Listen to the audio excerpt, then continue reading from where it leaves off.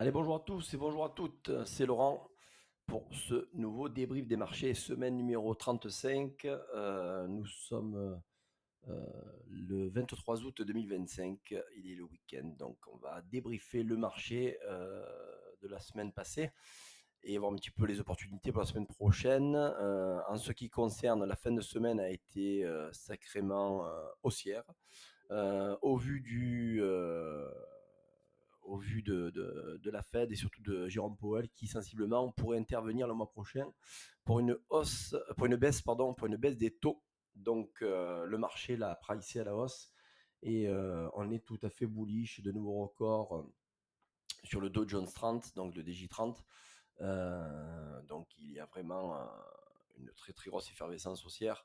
Un gold qui est reparti à la hausse dans l'après-midi à partir de 16h.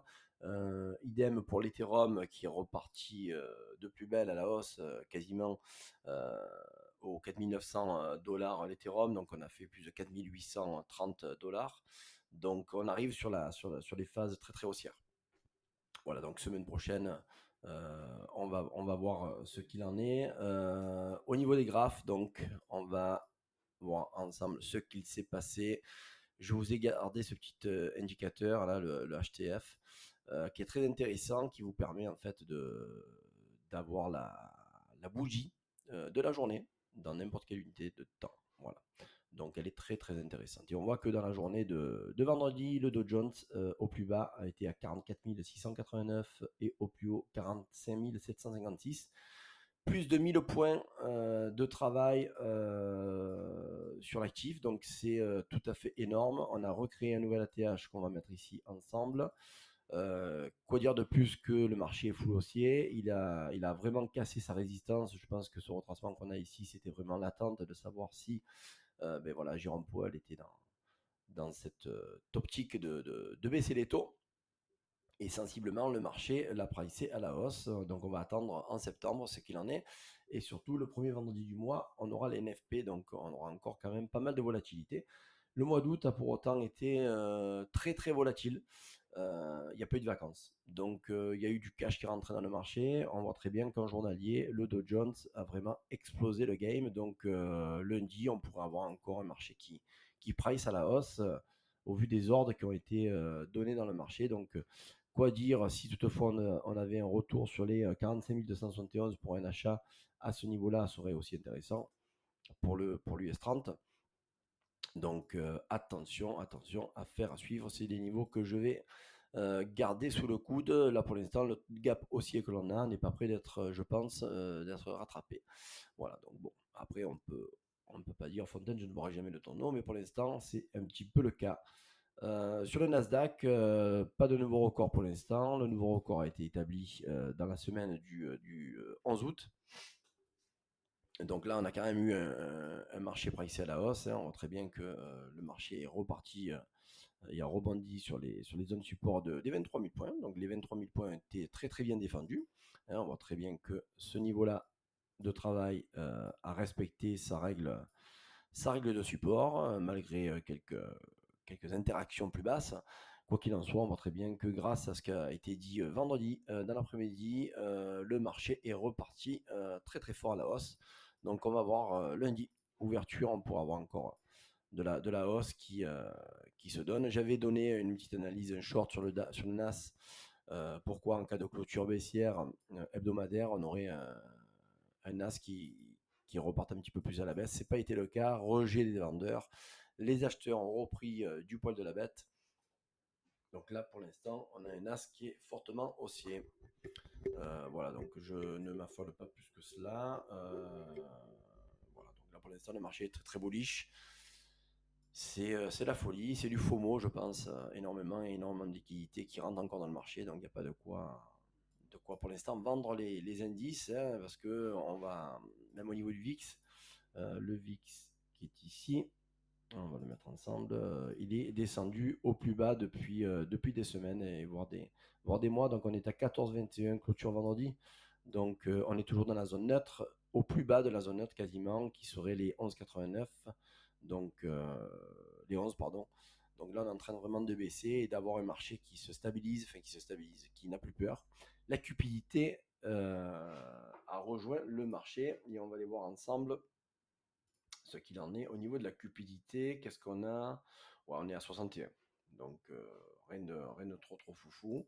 Mais bon, quoi qu'il en soit, on a un marché qui price bien comme il faut à la hausse. Voilà. Alors, on va aller faire un tour sur le gold, notre ami le gold. Pardon. Donc le gold qui a repris un élan très haussier donc vendredi après-midi, la zone des 3325 qui aurait pu servir de cassure baissière pour venir récupérer les 3312 n'a pas été cassée et clôturée à la baisse. On voit très bien que cette grosse impulsion haussière est venue travailler en gap, donc, mais n'a pas clôturé ce gap. Donc on voit très bien pour l'instant que le gap haussier de vendredi après-midi est très important. Regardez cette belle bougie haussière. Donc maintenant, est-ce que encore les 3400 euros serviront de résistance ou on va vraiment perforer les niveaux plus hauts pour repartir à la hausse? Il aurait été pas mal d'avoir un retracement fortement baissier pour récupérer la liquidité un petit peu plus bas. Ça n'a pas été le cas. Maintenant, en hebdomadaire, voilà, on est sur une belle semaine de rejet de vente avec des acheteurs dans le game. Toutefois, la semaine précédente a été quand même assez baissière et on voit qu'on a un RSI qui est en train de partir un petit peu à la baisse. Quoi qu'il en soit, on se stabilise toujours au-dessus des 50%. Donc voilà, le marché reste fortement haussier. En daily, on a repris du sens haussier au-dessus des 50% pour le gold. Attention, voilà, la zone est des 3400 $, qui serait une zone peut-être d'interaction ou de short. Voilà. Donc là, on aurait pas mal, on aurait un bel ordre bloc à ce niveau-là, dans des unités de temps un petit peu plus petites, en 4 heures, donc qui est ici. Voilà, donc attention pour le gold. Là, on a clôturé au-dessus des 3371, qui était une zone importante. Voilà, je pense qu'on pourra avoir un gold peut-être dans la session asiatique, un petit pullback baissier pour repartir à la hausse et encore rattraper les 3400 $. Voilà. Pour le gold, on le verra un petit peu dans ce sens-là. L'euro-dollar, je reste toujours sur ma target à 1,20. Voilà, parce qu'on a un dollar qui s'est fait shorter et un euro qui a confirmé sa hausse. Voilà, donc les 1,1826 restent une zone de résistance à ne pas négliger sur ce côté-là. On va aller voir le DXY est ici. On va aller faire un petit tour sur le DXY. Voilà ce que je vous disais. Moi, je suis DXY, pas mal de rejets acheteurs. Et on voit très bien qu'il a envie de venir beaucoup plus bas. Donc les 95 pour le DXY serait un objectif de support, de travail. Voilà, donc on attend avec patience. S'il vient à casser les 96,40, qui est une zone pivot importante, on serait au rendez-vous des 95 pour le DXY. L'Ethereum, il est là, il est là. Donc on n'est pas encore, on n'a pas tapé l'ATH, mais on y est presque, Il est un petit peu long, mais le mois d'août est quand même pourvu d'un élan haussier assez franc. Donc là, voilà, pourquoi pas clôturer au-dessus des 4900 dollars, ou pour le mois d'août, ou pour septembre. Et donc là, on aurait vraiment quasiment 3 mois consécutifs de hausse très importante, avec beaucoup de liquidités, beaucoup de baleines qui rentrent dans le marché, beaucoup de gros investisseurs, de fonds d'investissement. Eux, de leur part, ils le voient à 7500 $. Donc pourquoi le vendre?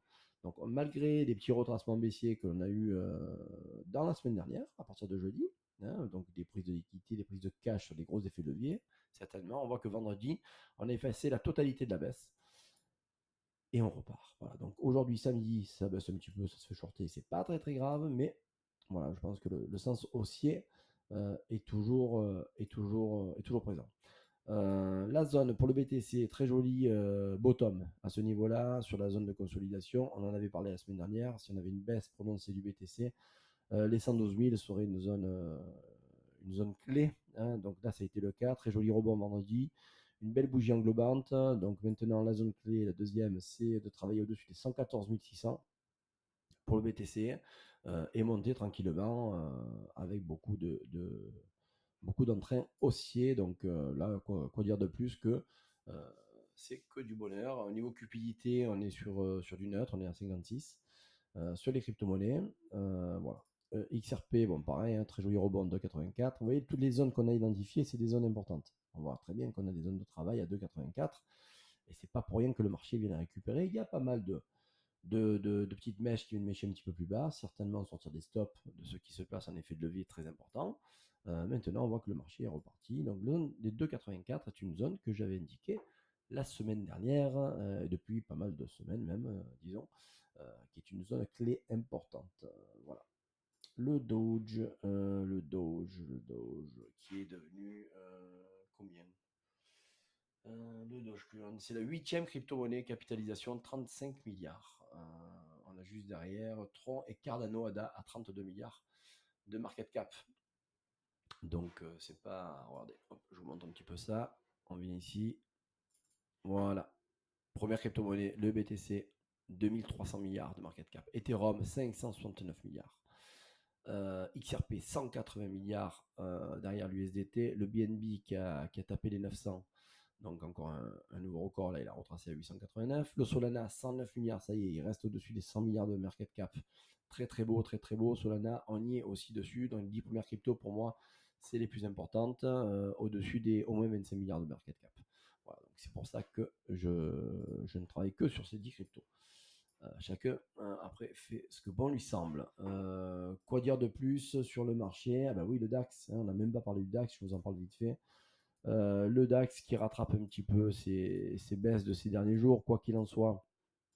On voit très bien qu'il y a eu dans la dernière heure de clôture du marché européen du rejet quand même. Donc le DAX pourrait peut-être se faire shorter au profit des US. Voilà, donc j'ai un bel OB à ce niveau-là, 24, 51, 112, 113, qui est à ce niveau-là, qui serait pas mal. Au niveau du 440, il essaye de rattraper un petit peu son retard. J'ai une petite alarme ici en cas de cassure de ces supports, les 7911, 912 serait un signe un petit peu plus baissier pour venir sur les 7859. Maintenant, l'élan haussier que l'on a eu vendredi pourrait sensiblement continuer lundi et début de semaine pour venir buter entre 8000 et 8100 pour le 440. Voilà, voilà les amis. Ben, écoutez, c'était tout. Petit débrief assez court. Je vous souhaite une bonne semaine de trading. Soyez prudents sur les marchés. N'oubliez pas de booster, de partager, de liker. C'était Laurent. Bye bye à tous.